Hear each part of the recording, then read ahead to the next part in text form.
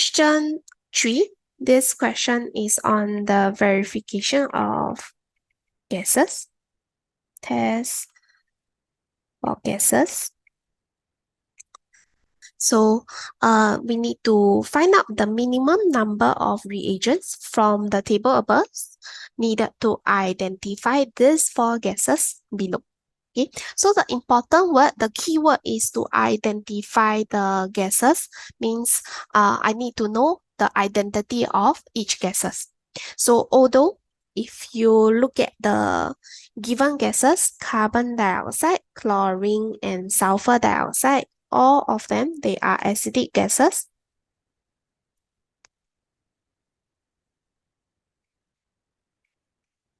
Okay, we cannot just use one, you cannot just use the blue litmus paper to test because that will not allow us to identify the gases. And therefore, for carbon dioxide, first we need to use lime water. Okay, so when we bubble carbon dioxide into lime water, we will get a white precipitate formed when CO2 bubbled into lime water. And the equation for this reaction will be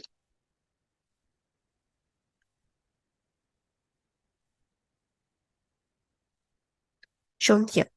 And calcium hydroxide will be the formula for lime water. And the white precipitate will be calcium carbonate. And next, for chlorine gas,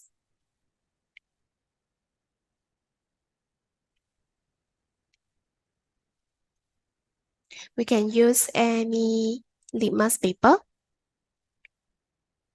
either blue or red, because chlorine has a very special property, which is bleaching property.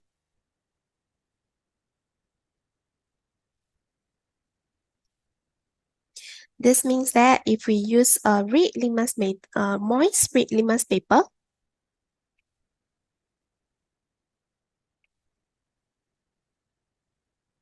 it will remain red because of the acidic property, but eventually it will be bleached. So it will become red and it will turn white. And if we use a moist blue litmus paper, because of the acidic property, it will turn red first, then eventually it will be bleached and turn white.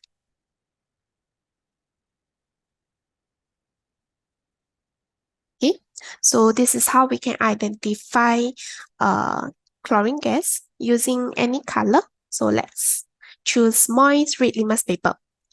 Then next will be sulfur dioxide. To identify sulfur dioxide, we have to use acidified KMnO4.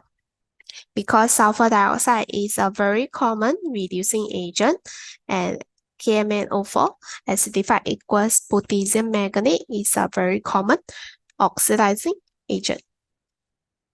So together, there will be a color change observed, and this color change will be the purple acidified KMnO4 solution will turn colorless when sulfur dioxide is bubbled into it. And lastly, for oxygen, I'm sure all of us will be very familiar with the verification test for oxygen. It will be like a chlorine split. And therefore, the minimum number of reagents above needed to identify these 4 gases will be option C.